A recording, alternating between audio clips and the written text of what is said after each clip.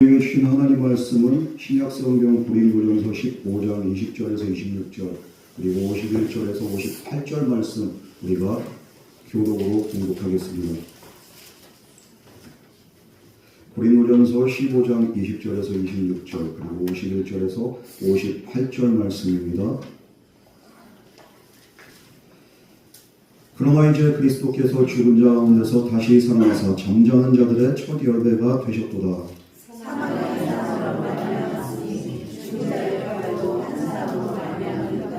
아담 안에서 모든 사람이 죽은 것 같이 그리스도 안에서 모든 사람이 삶을 얻으리라.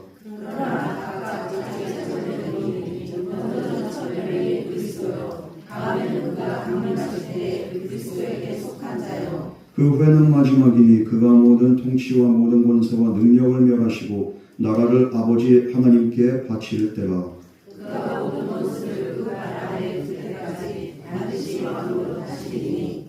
맨 나중에 멸망받을 원수는 사망이니라.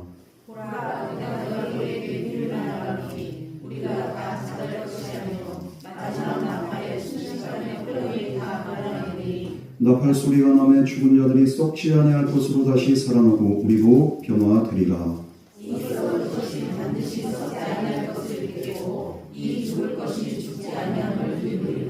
이 썩을 것이 썩지 아니함을 입고 이 죽을 것이 죽지 아니함을 입을 때에는 사망을 삼키고 이기리라고 기록된 말씀이 이루어지리라. 사망아 너의 승리가 어디 있느냐? 사망아 내가 쏘는 것이 어디 있느냐? 사망이 쏘는 것은 죄요 죄의 권능은 율법이라.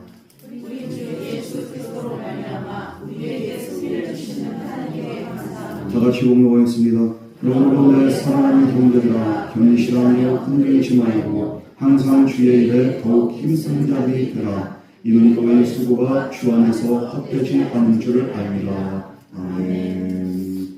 이 시간 특송이 오늘도 부활절이 아침에 이 소망의 메시지를 통하여 우리에게 부활의 소망과 생명이 임하게 하여 주시옵소서. 지금 여러 가지 문제와 상황으로 인해서 어려움 당한 자들에게는 소망의 음성으로 들려지게 하여 주시옵시고 또한 주님의 그 은혜 안에서 갈 길을 알지 못한 자들에게는 그 방향이 된 음성 되게 하여 주시옵소서. 오늘도 주님의 음성이 분일하게 우리에게 들려지기를 원하오니 주여 이 시간 우리의 귀를 열어 주시옵소서. 이 모든 말씀 거룩하신 예수님 이름으로 기도드립니다. 아멘. 지난 시간 우리는 그 십자가를 묵상했습니다. 그리고 주님께서 채찍 맞으시고 조롱을 받으시고 자기 생명을 내어주신 그 은혜를 우리가 알게 됐습니다. 이 십자가는 무엇입니까? 인간의 죄의 무거움 그리고 또 동시에 하나님의 죄를 향한 그 사랑 이것을 동시에 나타내는 것이 바로 십자가입니다. 그러나 왜 교회는요 십자가에서 멈추지 않습니다. 십자가 너머에 죽음 너머에 무엇이 있습니까? 바로 부활이 있다는 거예요. 우리 하나님 아버지께서는 그 아들 예수 그리스도를 무덤에만 머물게 하지 않으셨습니다. 그래서 오늘 우리는 부활이 우리에게 무엇을 말하는지를 함께 은혜를 나눠보려고 합니다. 이 사람 무덤 앞에 서면 어떻게 됩니까? 끝을 생각하게 되어 있습니다. 사랑하는 사람을 떠나보내고 그리고 또 인생 완전히 무너질 때 모든 것이 끝났다. 무너진 삶은 회복이 안 된다고. 우리는 그렇게 느껴질 때가 있습니다. 그러나 부활은 바로 그 자리에서 주저앉아 있고 머물러 있는 자들에게 들려오는 하나님의 소망의 메시지라는 거예요. 그렇다면 하나님께서 예수 그리스도의 부활을 통해서 우리에게 보여주신 것이 무엇일까요? 오늘 본문에선 바울은 부활의 의미를 세 가지로 이야기를 하고 있습니다. 첫 번째, 부활은 무엇인가? 이미 일어난 구원과 구속의 사건, 이것이 바로 부활이라고 바울은 분명히 말하고 있습니다. 두 번째로 부활은 오늘 무너진 사람을 다시 세우는 하나님의 능력, 이게 바로 부활이라고 분명하게 또 바울은 밝힙니다. 세 번째로 부활은 무엇인가? 죽음 이후에도 사라지지 않는 성도의 영원한 소망, 영원한 생명. 이것이 바로 부활이라는 것을 분명히 말하고 있습니다. 왜요? 이게 하나님의 약속이기 때문이죠. 먼저 그래서 바울은 부활이 앞으로 일어날 그런 막연한 기대가 아닌 하나님께서 역사 가운데서 이미 이루신 구원의 사건임을 선포합니다. 우리 먼저 20절 말씀 다같이 봉독하겠습니다. 시작. 그러나 이제 그리스도께서 죽은 자 가운데서 다시 살아나사 여기서 중요한 말이 있습니다. 그러나 이렇게 전환점이죠. 앞에서 바울은 무엇을 말합니까? 만일 부활이 없다면 믿음도 헛되고 우리가 전하는 것도 헛되고 그리고 우리는 여전히 죄 가운데 있고 우리는 불쌍한 사람들이에요. 뭐 때문에 우리가 예수를 믿고 이렇게 고생을 이렇게 자초합니까? 고난을 당합니까? 부활이 있기 때문이에요. 이 만약에 부활이 없다면 우리의 그 믿음은 헛되다는 거예요. 그러나 헛. 20절에 분위기가 바뀌는 거예요. 가능성을 말하는 게 아니라 이미 행하신 일이 그 사건이 있었다는 거죠. 헛되지 않다는 겁니다. 예수님은 실제로 죽으셨고 실제로 장사되셨고 실제로 다시 살아나신 줄 믿습니다. 부활은 슬픔을 달래기 위해서 덧붙인 그런 위로가 아니에요. 하나님께서 역사 속에서 행하신 사건, 이것이 바로 부활인 줄 믿습니다. 그래서 바울은 같은 장 그 15장 3절에서 4절에 이 부활이 어떻게 일어나는가? 성경대로, 영어 성경에서도 보면 according to the scriptures, 이 according, 따랐다는 거예요. 무엇을 따랐다는 거예요? 말씀을 따라서 말씀대로 부활이 일어났다는 거예요. 그러면 부활은 무엇입니까? 예수님의 죽으심 그리고 부활, 이것은 우연한 사건이 아니라는 겁니다. 십자가도 부활도 뜻밖의 일어난 우연이 아니라 하나님께서 오래전부터 말씀하신 뜻이 정하신 뜻대로 하나님의 때에 일어난 게 그게 바로 부활이라고 분명히 바울은 말하고 있습니다. 여러분, 그래서 부활은 사람의 기대나 감정 여기에서 나온 말이 아니에요. 부활했다 이거 막연한 기대로 말하는 게 아니에요. 예전에 그 모하메드 그 이슬람계 창시자는 어떻게 했습니까? 죽었어요. 마호메트라고 하잖아요. 그런데 그 사람 그 죽었는데 그 전설에 의하면 어떻게 됩니까? 죽었다고 안 하고 유니콘 타고 하늘로 승천했다는 거예요. 말도 안 되는 소리죠. 이 죽은 사람이 어떻게 승천합니까? 죽었다 살아났다는 것도 아니고 그냥 올라갔대요. 근데 실제적으로는 죽었거든요. 그런데 예수님은 죽으신 후에 그 무덤이 비어 있었습니다. 성경 말씀대로, 하나님 말씀대로 주님은 죽으셨고 주님은 살아나신 줄 믿습니다. 그러므로 부활은 사람의 감정이나 기대에서 나온 사건이 아니라 실제 사건이라는 것을 우리는 분명히 알아야 됩니다. 그러므로 우리의 믿음은 그냥 그때그때 달라진 마음의 상태에 따라서 믿음이 달라지는 게 아니라 무엇입니까? 내 믿음의 기초는, 내 확신의 근거는 어디에 있어야 되는가? 바로 부활하신 예수 그리스도 안에 우리의 믿음의 확신과 근거가 있어야 될 줄 믿습니다. 왜 내가 예수를 믿는가? 내가 왜 천국과 지옥을 믿는가? 그분이 다시 사셨기 때문인 줄 믿으시기 바랍니다. 오늘 이 현실 가운데서 내가 왜 믿음으로 승리하고 내가 버티고 인내를 해야 되는가? 주님이 다시 사셨기 때문인 줄 믿습니다. 이 다시 사신 주님이 우리와 함께 하시고 우리의 소망 되시기 때문에 우리는 이 부활 안에서 날마다 주님을 바라보고 주님의 생명을 우리가 온전히 느끼고 전하게 되는 거예요. 여러분, 그러므로 바울은 예수님을, 부활하신 예수님을 뭐라고 합니까? 첫 열매라고 하세요. 20절 말씀에 보면은 죽은 자 가운데서 다시 살아나사 잠자는 자들의 첫 열매가 되셨도다. 여러분, 이 첫 열매는 무엇입니까? 첫 번째 수확물을 말합니다. 그러면은 뒤이어서 올 추수의 열매가 분명히 있다는 거예요. 그러므로 예수님의 부활은 혼자서 부활하신 게 아니라 무엇입니까? 그분께 속한 자들에게도 이어질 하나님의 부활, 생명의 시작, 이게 바로 부활이라는 거예요. 여러분, 22절 말씀에 그래서 바울이 뭐라고 합니까? 아담 안에서 모든 사람이 죽은 것 같이 그리스도 안에서 모든 사람이 삶을 얻으리라. 바울은 분명히 이렇게 말합니다. 그러므로 부활의 소망, 이것은 막연한 것이 아니에요. 낙관이 아닙니다. 주님께 속한 하나님의 약속이 바로 부활인 줄 믿으시기 바랍니다. 또 바울은 5절에서 8절까지 이 부활이 실제적으로 있었던 사건임을 어떻게 서술하는가? 증인이 있었다는 거예요.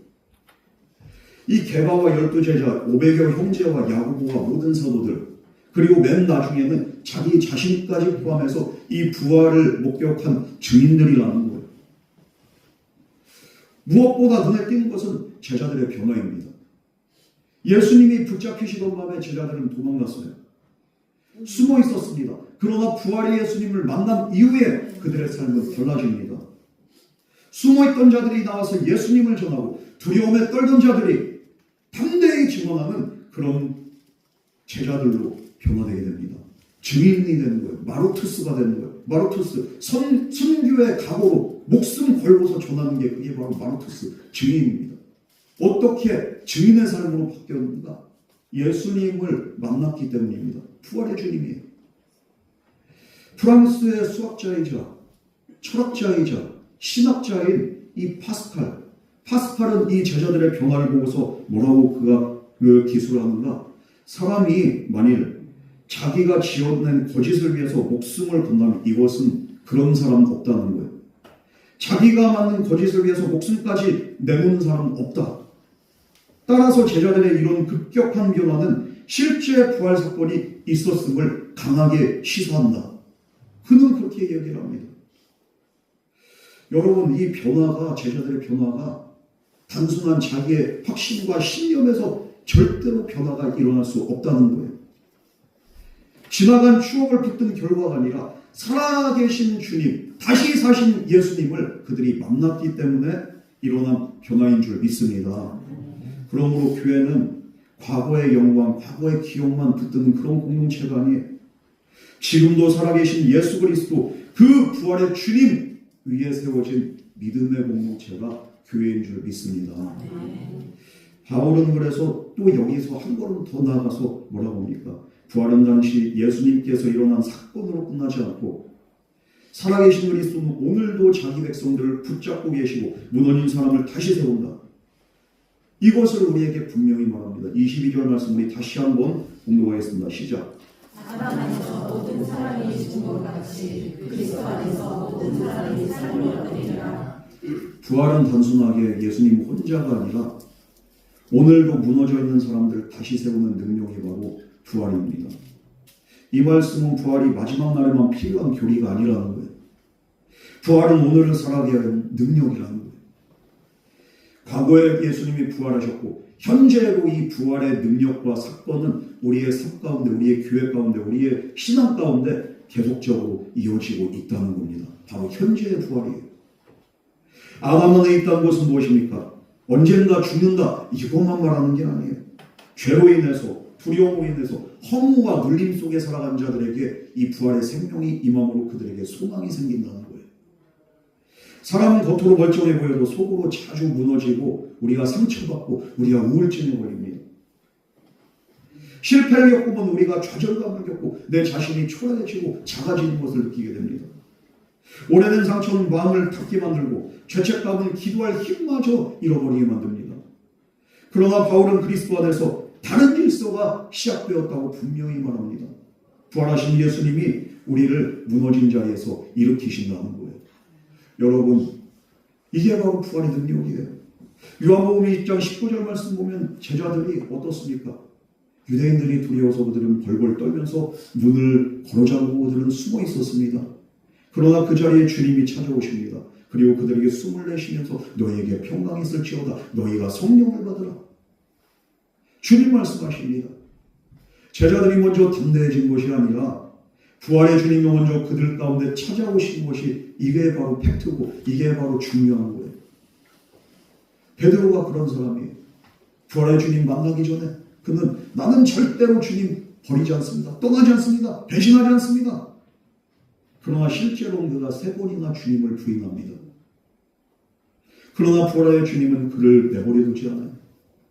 요한복음 21장에서 예수님 베드로를 다시 찾아오셔서 네가 나를 사랑하느냐? 내 양을 먹이라. 그에게 사명을 다시 주십니다. 주님은 실패한 베드로를 다시 세우시고 사명을 맡기시는 거예요. 이것이 바로 부활의 능력이에요. 부활은 사람의 기분을 잠깐 끌어올리고 잠깐 기분 좋게 하는 그런 단순한 여기에만 머무는 게 아니에요. 죄짐에 눌린 사람을 일으키시고 기도가 끊긴 사람을 다시 기도의 자리로 불러일으키시고 다친 마음을 다시 열게 하신 하나님의 능력이 바로 부활의 능력인 줄 믿으시기 바랍니다.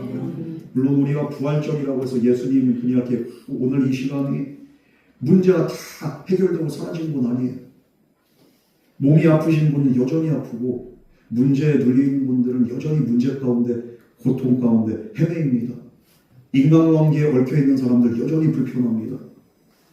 우리가 오랫동안 기도했던 그 기도 제목 여전히 우리 앞에 있습니다. 그러나 부활신앙은 이런 것들이 아무것도 아니라는 게 아니라 그 문제보다도 더 크신 죽음을 이기신 사망 권세를 이기신 예수님이 우리와 함께한다는 것을 보여주는 거예요. 비록 우리의 문제 가운데 정말 때로는 소망이 안 보인다 할지라도 죄와 사망의 권세를 이기신 주님이 오늘도 나와 함께 하신다는 그 믿음 안에서 우리가 모든 것을 넉넉하게 이길 수 있는 믿음과 능력과 은혜를 주신 줄 믿으시기 바랍니다. 주님이 다시 사셨기 때문에 그 다시 사신 주님이 오늘도 나와 함께 하기 때문에 이 주님과 함께 이 문제를 걸어가고 이 눈물의 올짜기를 지나가면서 우리는 마침내 승리하게 된 줄 믿습니다. 여러분, 그러므로 문제가 아무 문제가 아닌 주님이 살아계시기 때문에 이 살아계신 주님이 나와 함께 하시기 때문에 걱정, 근심이 우리가 사라지는 거예요.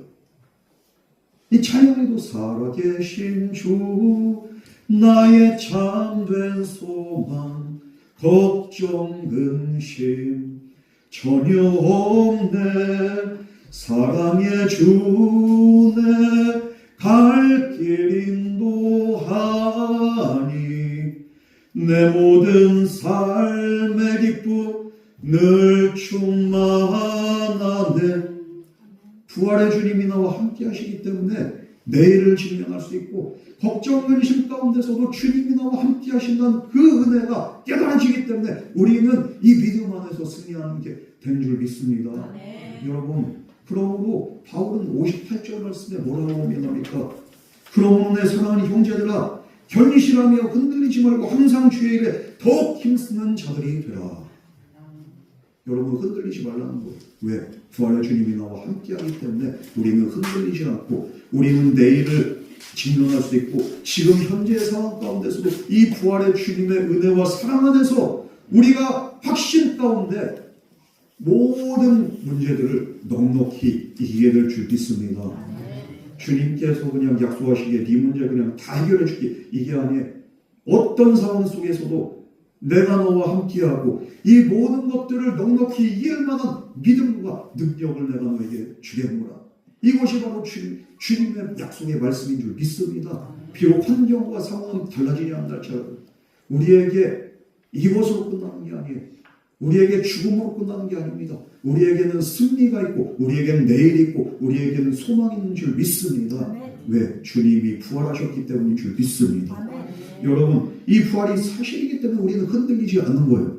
뿐만 아니라 바울은 어떻게 말합니까? 58절 말씀에 보면은 분명한 것은 이는 너희의 수고가 주 안에서 헛되지 않은 줄 알미라. 우리가 흔들리지 않은 그 이유는 부활의 주님이 나와 함께 하실 뿐만 아니라 우리가 이 믿음 안에서 때로는 흔들리고 그럼에도 불구하고 우리가 수고하면서 믿음의 길을 걸어갈 때 어떻게 됩니까? 우리의 수고는 주님이 기억하신다는 거예요. 주님이 반드시 기억하신다. 58절 없습니다. 여기, 예. 이거는 그냥 이렇게 흐름에 맡기세요. 주 안에서 드리는 수고, 여러분 때로는 내가 믿음 생활하면서 그러면서 우리가 때로는 눈물 흘리고 오해받고 우리가 원망과 억울한 일 당하고 그럴 때 누가 알아줍니까? 알아주는 사람이 없어요. 그냥 묵묵히 이 길을 걸어가다 때로는 그 속상하고 때로는 정말로 이 문제 붙잡고 기도하는데 사람들이 막 조롱하고 야 예수 믿는다고 이렇게 별일이 있어.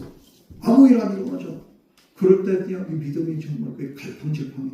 그럼에도 불구하고 내가 끝까지 믿음의 길을 걸어가는 사람들 상처가 있고 그리고 또 아픔이 있어요.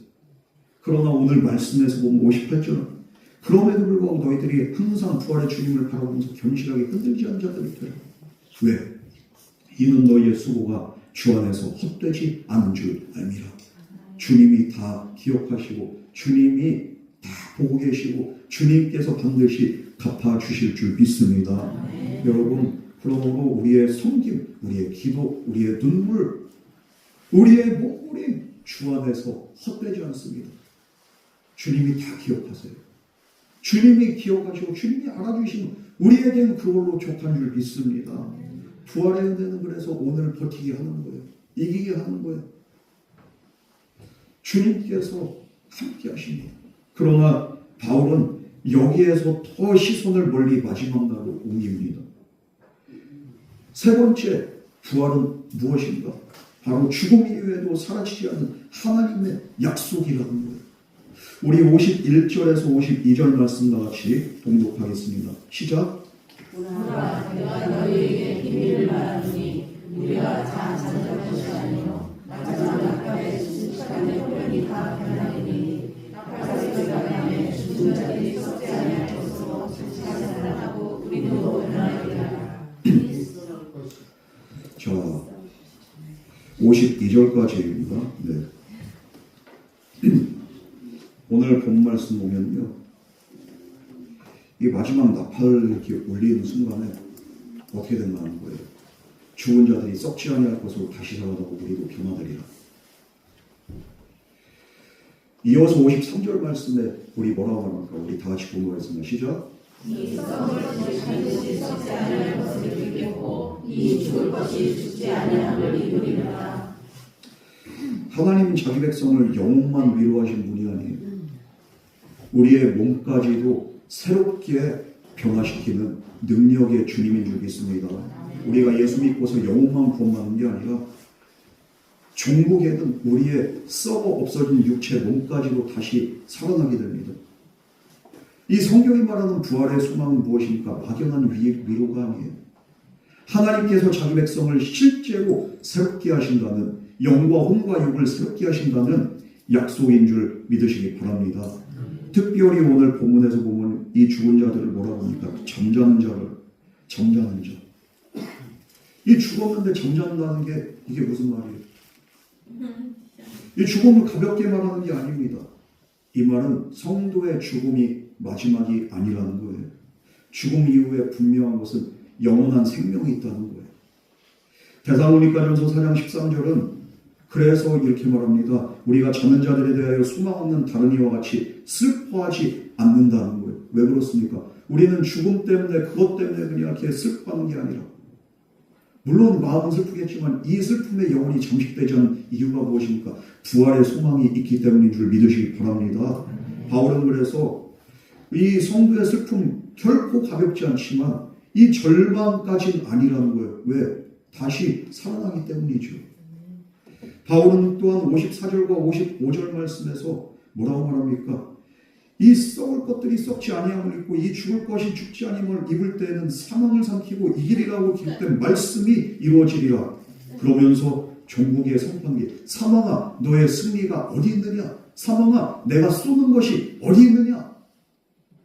담대한 선포입니다. 이것은 부활의 소망이 있는 자만이 이런 선포를 할 수가 있어요. 그리고 26절 말씀에는 맨 나중에 멸망받을 원수는 바로 사망이라고 바울은 분명히 이야기를 합니다. 우리가 죽음을 생각해 봐봐요. 늘 작아지죠. 인간은 태어나는 순간부터 사실은 죽음을 향해서 가는 거예요. 오는 순서는 있어도 가는 순서는 없습니다. 언젠가는 각자 다른 시간대에 마지막을 맞이하게 됩니다. 여러분, 그러나 우리가 이 사망이 끝이 아니라는 거예요. 우리 성도들에게는. 물론 이 죽음을 우리가 막을 수는 없습니다. 돈으로도 막을 수 없고 권력으로 막을 수 없고 이 슬픔, 이 절망을 지식으로 막을 수가 없어요. 그래서 불로불사를 위해서 지금 과학기술들이 계속 어떻게 하면 안 죽을까, 어떻게 하면 안 늙을까, 어떻게 하면 병 안 들까, 이걸 연구하는 거예요. 신약 개발이나 이런 그 바이오, 그렇게 그 메디컬, 이런 것들도 무엇을 연구하는가? 인간이 궁극적으로 안 죽고, 안 늙고, 병들지 않고, 오래오래 살고, 결국에는 영원히 살 수 있도록 뭔가를 과학기술을 만들려고 하시면 이게 안 되는 거예요. 왜? 죽음은 이미 정해진 겁니다. 그러나 이 죽음이 끝이라면 우리는 뭐하러 이렇게 예수를 믿겠습니까?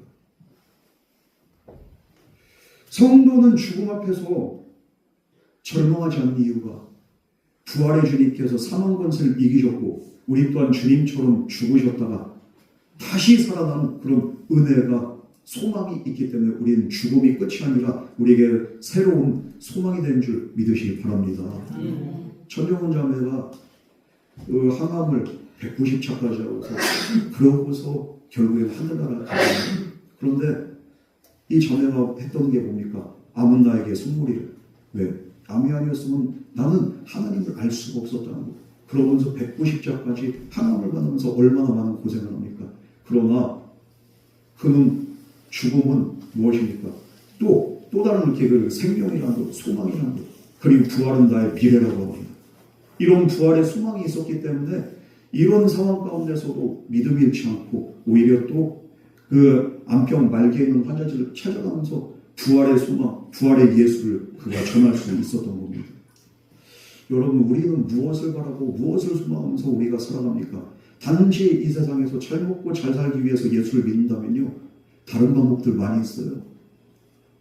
우리에겐 그러나 영원히 변치 않은 썩지 않는 면류관이 있고 그리고 또 부활과 영생의 소망이 있기 때문에 우리가 예수를 믿게 된 줄 믿으시기 바랍니다. 단순하게 극락왕생하고 불교에서 말하는 그냥 그런 개념이 아니에요.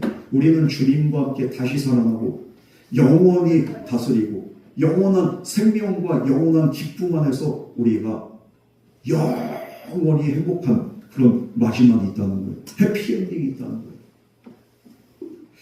여러분, 그래서 데살로니가전서 4장 14절 말씀은 뭐라고 합니까? 예수께서 죽으셨다가 다시 살아남은 우리를 믿을진대로 이와 같이 예수 안에 자는 자들로 하나님이 그와 함께 데리고 오시리라. 다시 살리셔서 데리고 오신다는 거예요.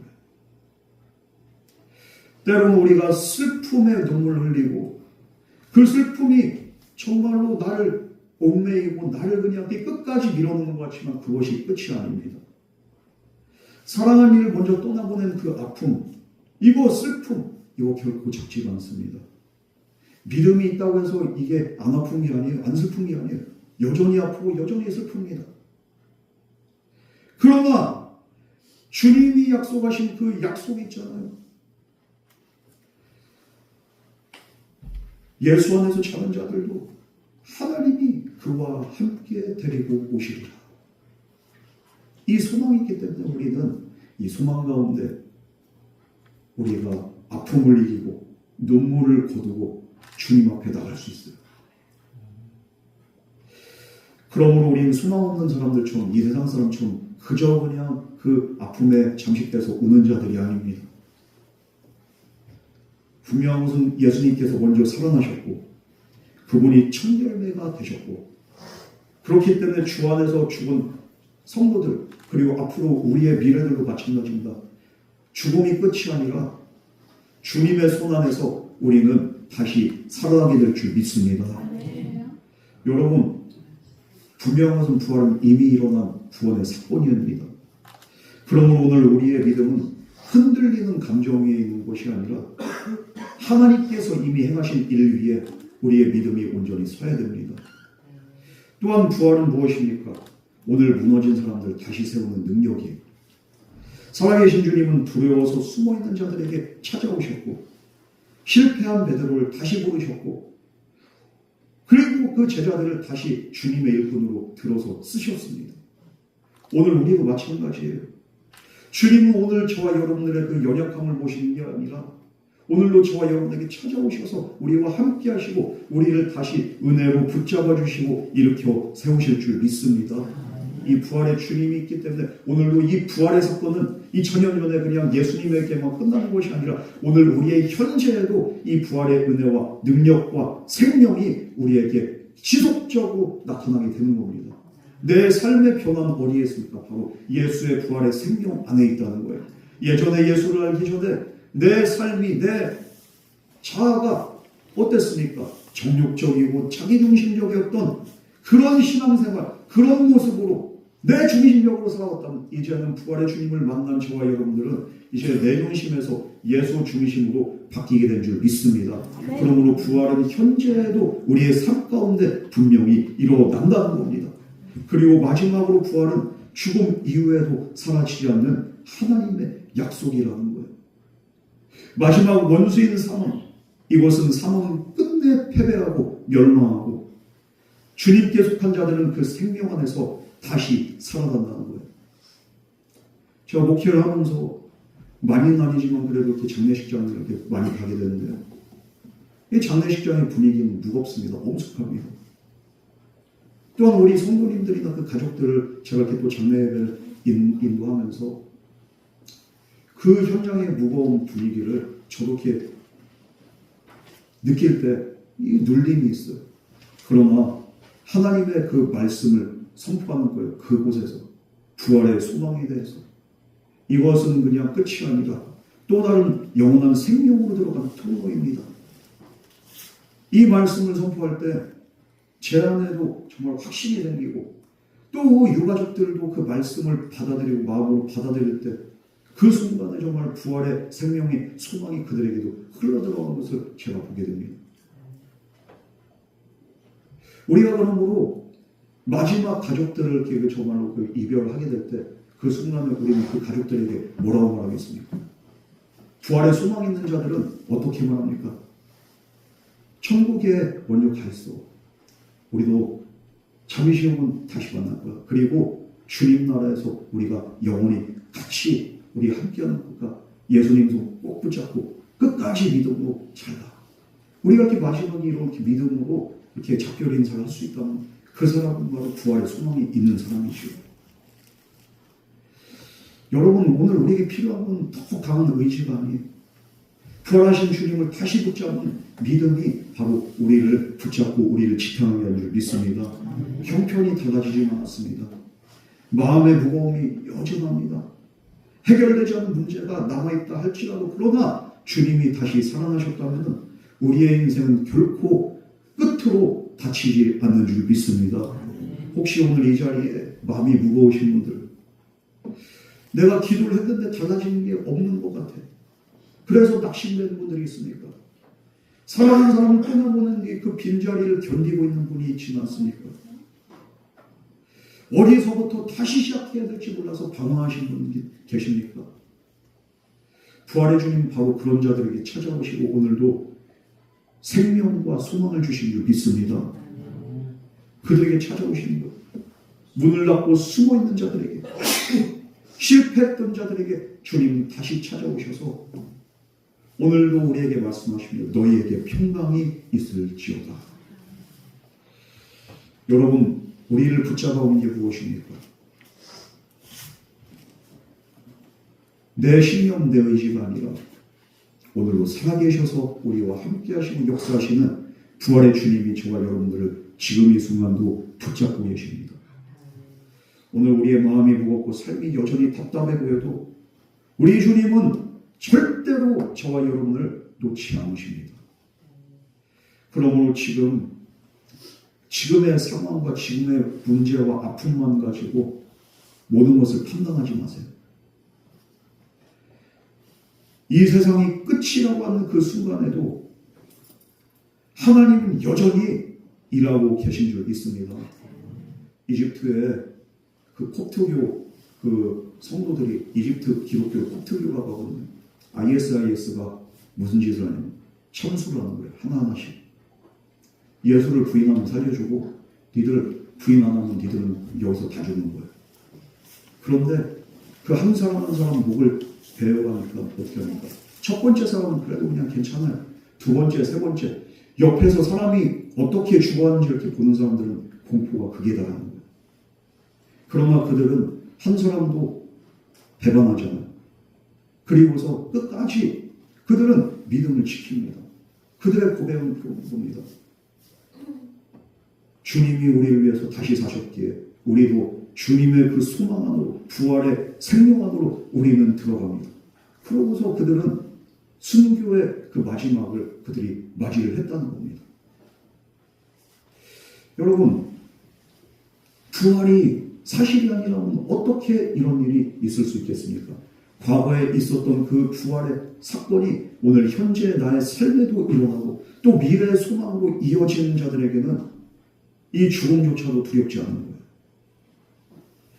여러분, 그러므로 오늘 살아계신 주님을 바라보면서 끝까지 우리가 믿음으로 승리할 수 있는 은혜가 있기를 주님으로 축복합니다. 이 결단이 정말로 이 믿음의 고백이 오늘도 저와 여러분을 붙잡아주고 승리케 할 줄 믿습니다. 이 시간 우리 다 같이 찬양하고 주님 앞에 우리가 믿음의 고백을 하기를 원하는데요. 여러분, 우리의 소망은 우리 자신에게 있는 게 아니에요. 죽음을 이기시고 살아나신 예수 그리스도께 있습니다. 이 부활하신 주님은 자기 백성을 끝까지 놓지 않으시고 끝까지 사랑으로 품어주신다는 것. 오늘도 그 주님을 우리가 바라보면서 우리의 산소망 되신 예수 그리스도를 믿음으로 고백하면서 우리가 함께 찬양하겠습니다. 주 예수 나의 산소망, 우리 다 같이 찬양하겠습니다.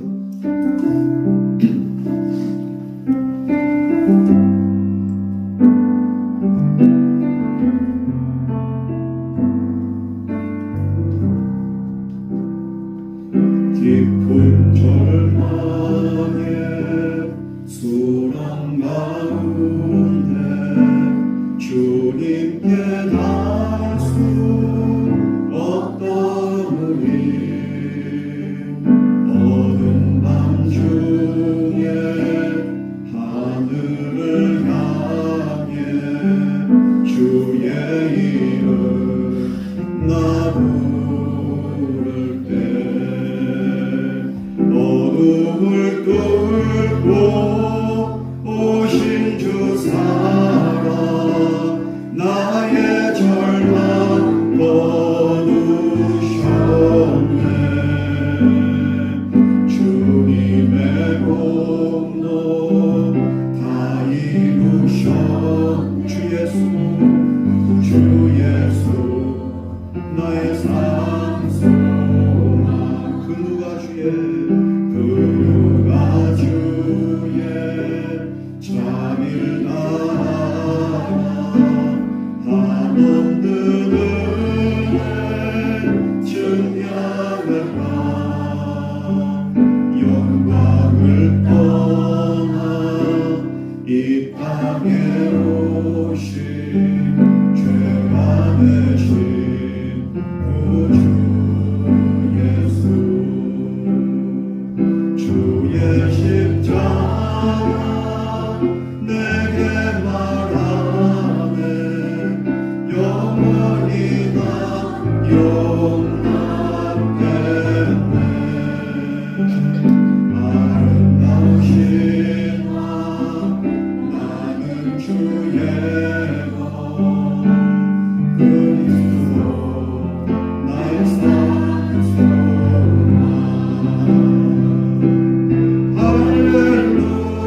할렐루야 주를 찬양하여라 할렐루야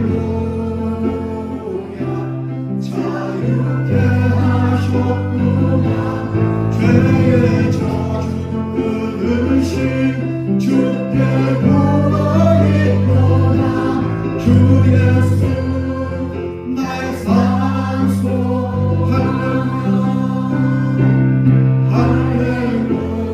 할렐루야 주를 찬양하여라 할렐루야 자유케 하셨구나 죄의 저주 끊으신 주께 구원이구나 주 예수 나의 산소망 언약된 아침 장사된 몸에 부활의 오름 시작됐네. 유다의 사자 위엄찬 선포 사망이 무너졌던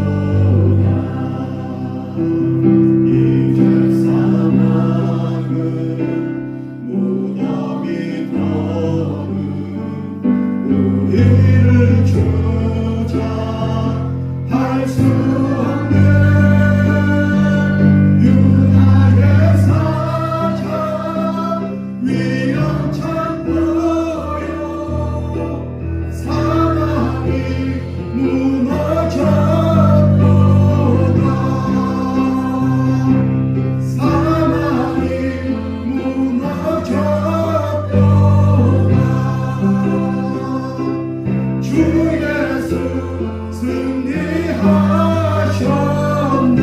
할렐루야 할렐루야 주를 찬양하여라. 할렐루야 자유케 하셨구나. 죄의 저주 끊으신 주께 구원이 있구나. 주 예수 나의 산소. 할렐루야 할렐루야 주를 찬양하여라. 할렐루야 자유케 하셨구나. 죄의 저주 끊으신 주께 구원이 있구나. 주 예수 나의 산소만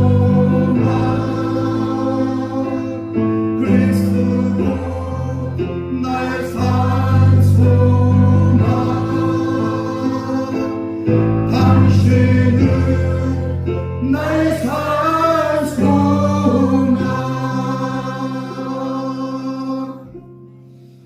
이 시간 우리 다 같이 통성으로 기도할 때 주여 부활하신 예수 그리스도를 나의 산소만으로 날마다 굳게 붙들게 하여 주시옵시고 모든 두려움과 낙심과 상실의 자리에서도 다시 일어나 주님을 바라보게 하여 주시옵소서. 우리 이 시간 주님의 이름을 크게 한번 부르시고 통성으로 기도하겠습니다. 주여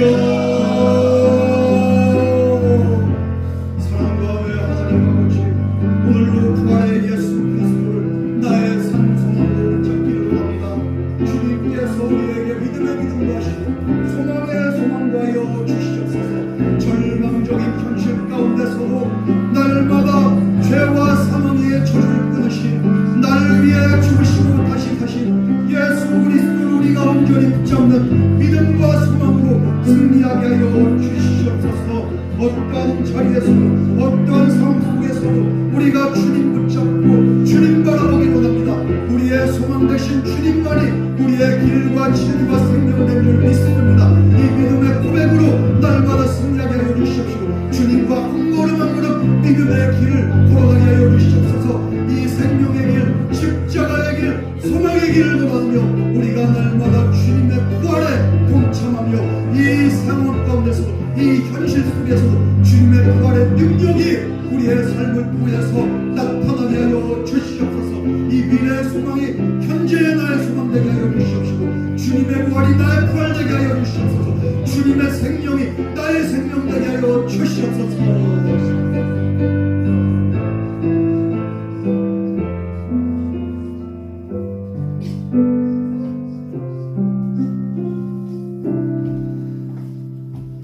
살아계신 하나님 아버지 예수 그리스도의 부활로 우리에게 산소망을 주시네 감사와 찬송과 영광 올려드립니다. 우리의 마음이 때로는 무겁고 우리의 삶의 형편이 여전히 답답할 때 있다 할지라도 부활하신 주님을 늘 바라보게 하옵시고 두려움보다 믿음으로 낙심보다 소망으로 살아가게 하여 주시옵소서. 우리의 오늘도 붙드시고 우리의 마지막까지 책임지시는 예수 그리스도를 더더욱 의지하며 나가기를 원하오니 이 부활의 생명으로 우리가 날마다 다시 소망 가운데 일어나는 은혜가 있게 하여 주시옵소서. 이 모든 말씀 거룩하신 예수님 이름으로 기도드립니다. 아멘.